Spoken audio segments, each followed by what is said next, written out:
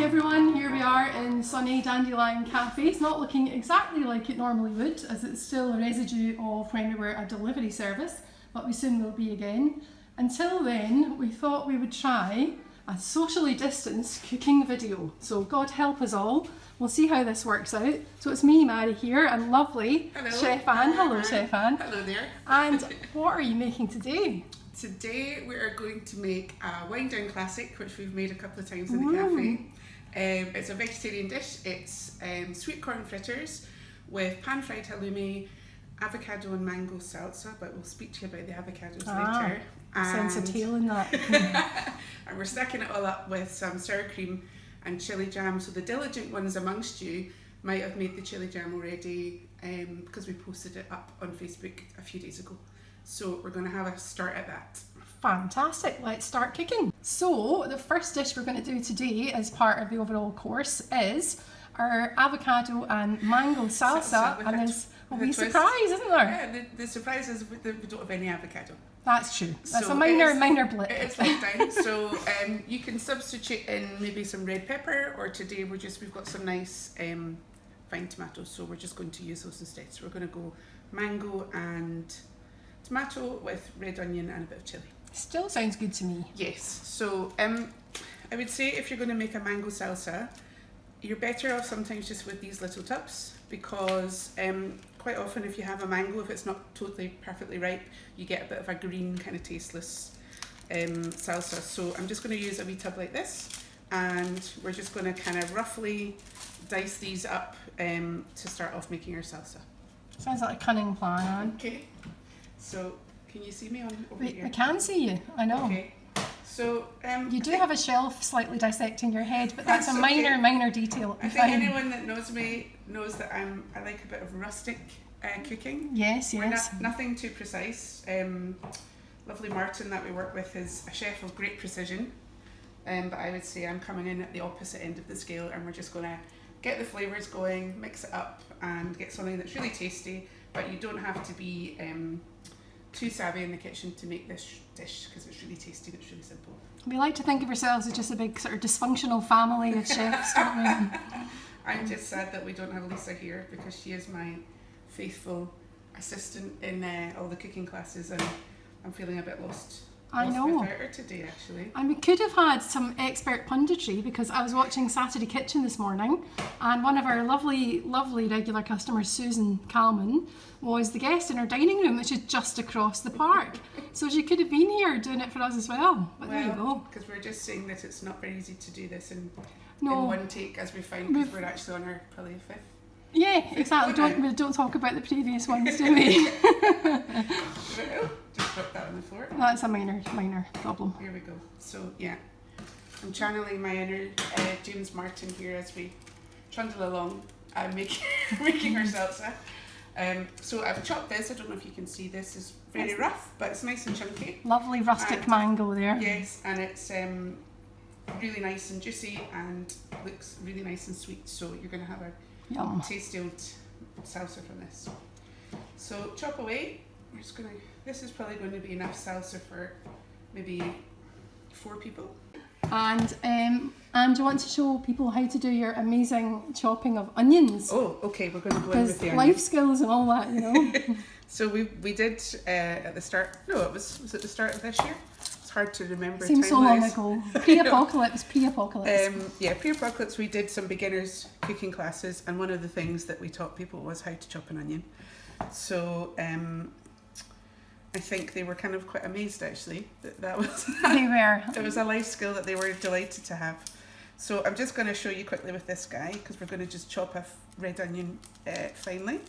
So sometimes even when you take the skin off, you can get this bit here which is not very nice, and that's quite kind of chewy. So get rid of that. And again on the other side. What you want to do is keep this little furry old bit at the end here. Mairi likes to call that nature's handle, because that keeps your onion together when you're chopping it. Can you still see me here, Mairi? I can see you, and I can see nature's handle on the onion as well. It's essential. It is essential. Right, so I'll show you on this one.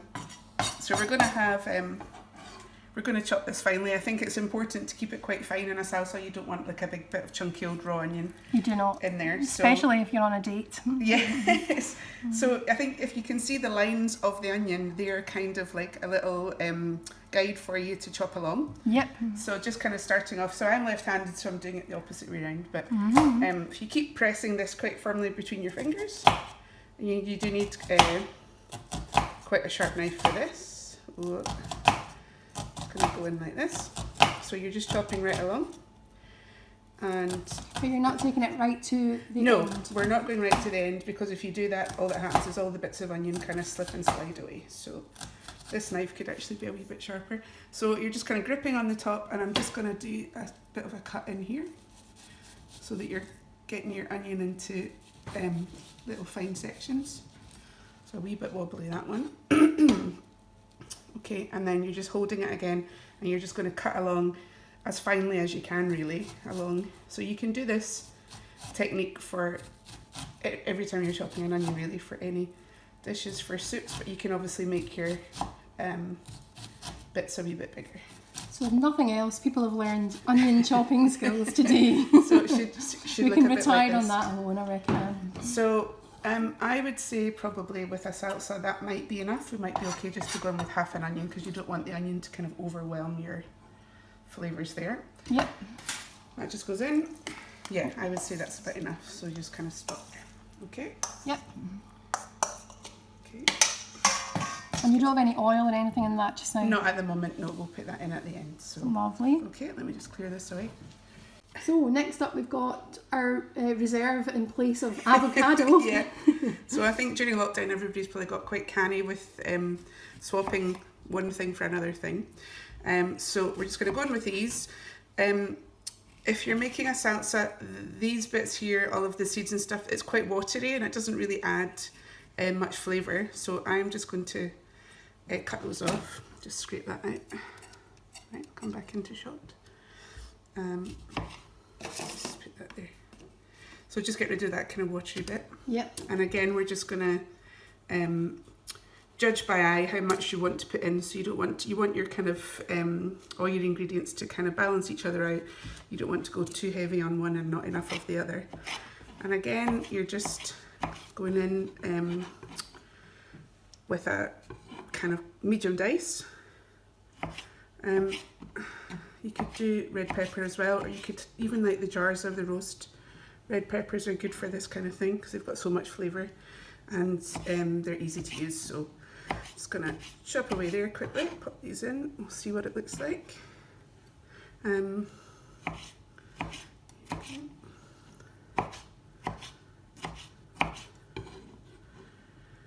Could you use a different type of tomato? I mean, it so happened Yeah. that's what they had left in Sainsbury's when I went there Any earlier tomato, today. I think a Scotch tomato, like a Scottish tomato, is maybe a bit bland. It's really hard to Yeah. get. You know when you go on holiday to somewhere nice and warm and sunny and the tomatoes are amazing, and then you come back and you have a Scottish tomato, it's a bit disappointing. But cherry tomatoes are good, or the wee cherry plum tomatoes are really tasty. You could just half those and that will make it look nice as well, actually. Yeah. So let's just go in with all of this. Waste not, want not, as my mum would say. A wise woman. Very wise. Here we are. Okay, all your tomatoes, and we'll just pop that in there. Oh, it's looking nice and colourful as well. It's really nice, actually. It's a really nice addition to any dish, like even nice with a steak or a bit of grilled chicken. Glass of wine. Yes. Maybe 2 glasses of wine. Okay, so it's looking a bit like That this. is looking fab, yeah. Okay, and we'll just go on to the next bit. Let me just clean down my board. What's next in the salsa? Okay, so in salsa land, we're going to add a little bit of heat with some red chilli. So generally speaking, the bigger the chilli, the less hot it is. But if you take out the seeds and also this little white bit here, which also has the heat in it, then you're getting the flavour from the chilli without too much heat, because you don't want the heat of the chilli to kind of overpower all your nice flavours there. So it's a bit for today, and we're just going to cut this out here. Food today is such a good word, isn't it? It's a great word, yeah. Where would we be without the word food today? So just get rid of all your seeds. If you like it to be really, really hot, then don't get rid of your seeds. Just keep the whole thing in and just chop it all up. But we're just going to we're going for, when we're doing the wind down, we always try and kind of keep things just a little bit more middle of the road maybe, so that it suits everybody's palate. So Yeah. we're just going to, so again, quite fine. You can just slice along here. And I can tell you from the last time we had chilies and I chopped them for the wind down that you should not rub your eyes afterwards. No, or anywhere else. Or anything else for that matter, especially anything else. So again, quite fine, but not ridiculous, because we're just going for a bit of colour and a bit of heat. And it's just... This is really making me hungry. We'll just pop along there. And just chop along. I kind of feel we should have gone full Keith Floyd and method and just got the old red wine open. Well, don't you think? Yes, I was Yes. going to say speak for yourself, I've already got a glass through there, but I don't. So just going to pop that in to your salsa. Okay. And so if you've got avocado, then what you get is nice red flecks through that, but obviously you don't see it quite so much with the tomato, but it's still there. And now we're going to just whack in a good old bit of the old coriander. Oh, now Anne, you've got a bit of a coriander confession, haven't you? Well, Yes. yeah, I think everybody knows, who knows me will know that if I could put coriander in everything, I probably would. You put the Anne in coriander. So we're just going to grab a bit of a handful. Now, not everybody likes coriander. No, it's like a crowd divider actually, It isn't is. it? So, It's tough banana if you're coming to the wind down Yeah. when you're on. so what you could do is you can leave out the coriander altogether. I'm just going to kind of bunch it all up here. As well as adding flavour, it also adds a lovely burst of colour Yeah. and vibrancy as well. I mean, it is probably the nicest herb to add, but you could add just parsley if you want the colour but not too much flavour, or even a little bit of basil would be quite nice with that actually. But I think you should put some kind of greenery in it if you can, because it really smells does. good. It does smell nice, doesn't it? It just adds a nice bit of freshness.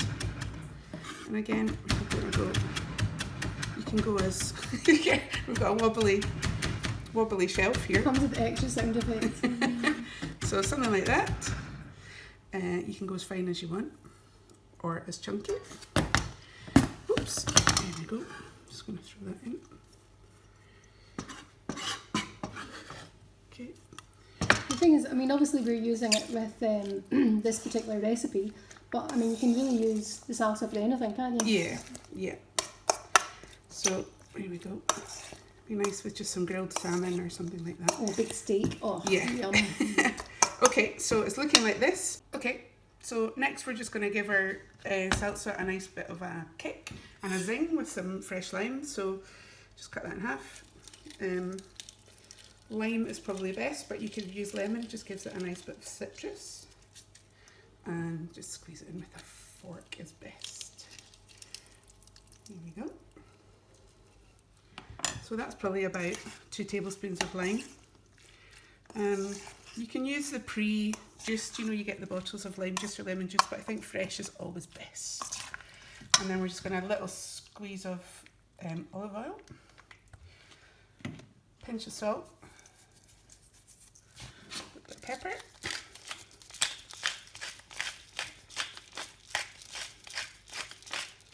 okay.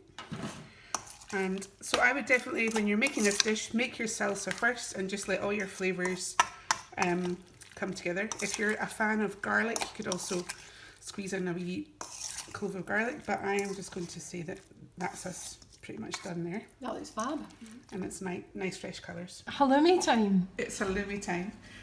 So we're just going to get this ready, because at the end we're going to do our fritters quite quickly, and then quickly we'll pan fry the old halloumi and get it all onto the plate. So Sounds like a plan. just have this ready at the side. It's not really, I'm not showing you a technique, we're just getting it cut And this up. is just bog standard halloumi Bog from the standard supermarket. From the supermarket. It's got a nice kind of minty. This is a bit of dried mint, and it's usually, it can be a mix of goat's milk, sheep's milk, sometimes cow's milk, but it's quite good to sometimes, if you have an allergy to cow's milk, check out your halloumi can sometimes just be made with sheep's or goat's, so you can kind of get around that. Good tip. Okay, so quite thick slices, because we're going to pan fry it so it's just nice and kind of brown and crispy on the outside and nice and melty and lovely on the inside. Yum. So don't go too thin because we're just going to be generous, and that's a nice flavour for your dish. It's quite salty, halloumi, so you can kind of bear that in mind when you're, seasoning everything else. It's got quite a salty flavour to it, so you need to kind of balance that out with everything. So we'll just keep that ready, and that's us ready to pan fry. But next we're moving to fritters, actual fritters. Very Actual exciting. fritters. I know. Sadly not a chip shop fritter. Oh, I Because know. we do like a fritter. We are partial to that, yeah. Gourmands that we are. But sorry, I'm just going to do a quick... So a wee spring onion there, yeah. yeah, just again, a quick kind of... I feel like over lockdown my knives have lost their sharpness and haven't quite come... They've just sort of come out in sympathy with us, haven't they? Yes, it's not as good as it was. Anyway. And the sweet corn we've got today is frozen sweet corn because there were no tins of sweet corn when I was in the supermarket. But that's okay, you can go either or. And with the sweet corn, we've just let it defrost. We've not done anything with it. It's just defrosted and then it is as it is. So this is a kind of really easy one bowl wonder. We love a one bowl wonder. So I've got another wee bit of. Is that one you prepared earlier? It's actually 2 I prepared earlier. Gosh. So we've got 3 spring onions. I'm going to put that in there. And we have got. Let's go in with it's 30 ml of milk. Yep. And then we've got 3 eggs. So, let's just do that. Let's just pop it all in a winner. So, can you see that, Maddie, or do you want me to move along? Oh, I've just realised I've managed to put my hand in the shot though that's there, so that's very professional of me. Well, that's okay. There you go. You can see my nice big man hands there, lovely. So we're just going to fling it. We're flinging it all in. We are literally flinging it all in.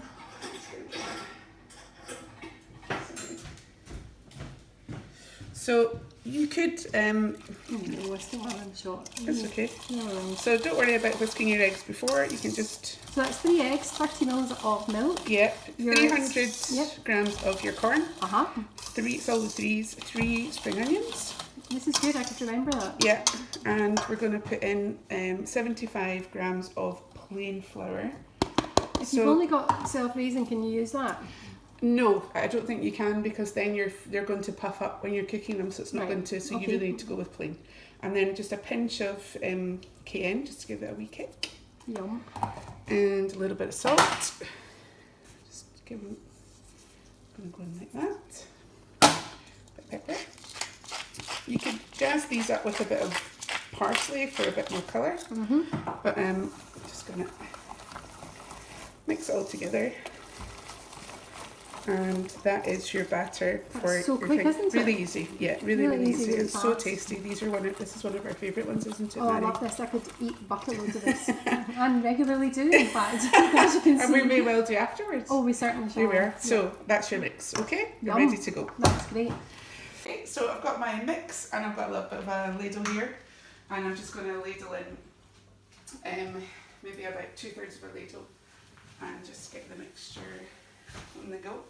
So you can hear it sizzling a bit, and just let that cook on that side, and we're just going to let it brown and then we can turn it over. Okay. So how long normally would this take? About a minute or 2 on either side, or more than that? A couple of minutes on either side. I think you just need to be careful because the mix is quite thick actually, so it's a bit like when you're cooking pancakes, you don't want the middle still to be raw. So just make sure that you're giving it enough time on both sides. But smells lovely actually. It does smell lovely. Just want to get a bit of colour there, so we'll give that a bit longer. And it holds together quite quickly. That means you're not it's too really thin a easy, batter or actually. anything. No. And then what you want to do is just you can stack them up and then just have a kind of medium oven, and then just as you make them you can just put them in the oven and keep those warm until they're ready for you to plate up the dish. Look at that. Oh, that looks lovely. Bit of nice golden colour. That has got a nice golden colour. Nice even spread. Oh, yum, yum, Okay. yum. Yeah. So Smells great. just like that. So Anne, with Yeah. your sweet corn fritter mixture, how many would you normally get out of that recipe? Well, I suppose it just depends. Can I just show you that's what it's like on the other side, so we're getting a nice bit of colour, like that. And I would just cook that on for a wee bit, although you've got the nice colour on the outside, just to make sure that it's cooked right through. How many would you get? I mean, it's like anything, it depends how big you want to make them, but I would say for a main course size, you'd maybe get kind of 8 or 9. Yep. So that would be like three kind of adult portions. But these are actually quite nice for like a wee, you could do mini ones for like a wee canapé or something as that'd well. be cute. Do Yep. like a wee top up with a wee bit of sour cream and chili jam. So yeah. And we tend to generally be quite generous with our Yeah, portions, we are I would quite say. generous. So probably a more moderate palate would cope with You might smaller get, ones. yeah, you might get 12. Yeah, And exactly, unlike us. So that's your first one, and you just repeat the process until your mixture is finished, just keeping it on the same kind of heat. Fantastic. Okay, so we've cooked off all our fritters and keeping them warm in the oven, and the last thing you want to do is just pan fry your halloumi. So very similar to the last time with your frying pan, just a bit of oil in the bottom, medium heat, and just in, so we're going to do 3 bits of halloumi here. So you should get a nice sizzle when you put it in, not too hot, and just we're just going to pan fry those so they're nice and brown and crisp on the bottom, and then they'll be nice and soft and kind of gooey on the inside. Oh, yum. Okay. We're looking for a wee bit of colour then, yeah? Yeah. If you've got a griddle pan in the house, then it's quite nice sometimes to, if you want to griddle it, and then you get the same kind of char grilled on the outside and nice and soft, but you get the nice marks on that, so it looks a bit nice and kind of professional. But we're just going to pan fry it. God forbid we should try and be professional. So. Oh, that would be that would be too boring, wouldn't it? It would. That'd be predictable. You Yeah. can't have that. We refuse to conform. But non-stick is good, and you can just keep kind of moving them about, so you're not going to get them stuck on the stuck on the bottom. Lovely, lovely. So you can start these off and cook them on both sides and finish them in the oven as well if you just want to kind of let them do their thing, and they'll just cook away. So if you were doing your halloumi just now, could you keep your fritters warm in the oven, or Yes. just give them a wee flash I in would the just, pan? as you Or? cook the fritters, then just every time you've finished one, is just pop them in the oven, and then just keep them at a really low oven so that they're not drying out, because if you put them in the oven and it's too warm, by the time you've done all this, your fritters will be a bit kind of, they can almost go a wee bit rubbery. So I would just, just a very low oven just to keep them warm. Okie dokie. So we're nearly there with this. Fab. Here we are, nice golden colour there, and that's you're just about there. Okay. Fantastic. So yeah, I would just turn that down a bit, let that cook on just for a couple of minutes, and you're ready to go. So, Anne, we've got our fritters, we've got our salsa, Yeah. we've got our halloumi. What else have we We've got? got sour cream, and we've got some of our lovely chili jam that we've made earlier this week, and that is ready to add a wee bit of extra sweetness and warmth to our dish. Oh, yum. And that keeps forever, really, doesn't it? Yeah, I would say so. Well, it doesn't the way that we eat it, because obviously it disappears very fast. Yes, but it does, and it's really nice on like biscuits and cheese and stuff like that as well. Oh, it's so good. Delicious. Okay, So is it plating time? let's plate. Oh, exciting. So normally when we do this dish at the wind down, we normally use our lovely big yellow plates, which we're very fond of. Yeah. But today, for the colours, we're going to use just a standard white dinner plate, as you would have at home.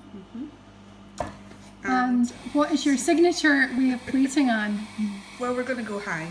We always go high. We go high on the plate, and we put things at chefy jaunty angles as well. We're going to go high. I'm just going to cut some spring onion for that. Here we are. So we're going to, a couple of fritters. So normally we have a sort of 3 is a magic number rule, don't we? Yes, we tend to go in kind of threes rather than even numbers. But we'll start off, actually, let's come back to that. So let's just kind of build up our flavours. The old salsa. Okay.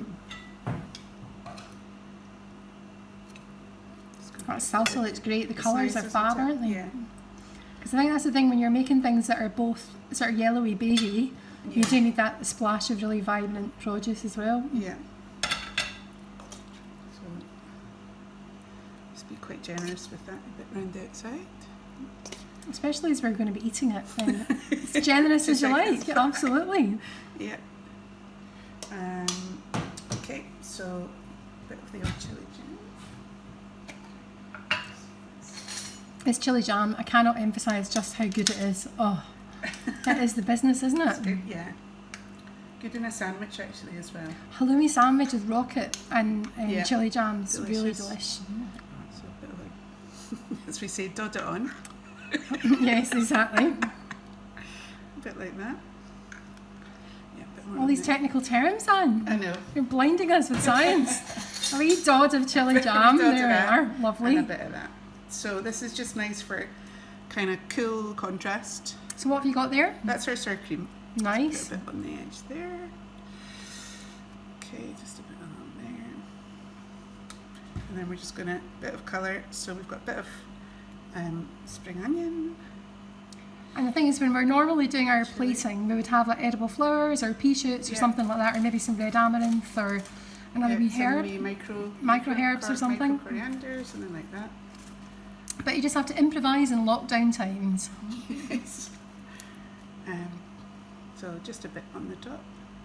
You could even have a wee wedge of lime for a wee squeeze over Oh, the top. nice. But that is like, that's a kind of monster main course. That is I a would monster say. main course. That's going to fill you up, and it's really, really tasty. Oh, yum. Check that out. That looks great. Do we have to eat this now? Yeah, unfortunately we do. We're doing it for everyone though, right? It's a selfless act, I feel. We're doing it for the lockdown. We are, exactly. Yum. Well, there you go, folks. That is Sweetcorn Fritters with pan-fried halloumi, chili jam, no avocado, and mango salsa, and sour cream, and it's bloomin' delicious. So good luck making that at home, and thank you, Chef We'll Anne. see you all soon. Bye. Bye.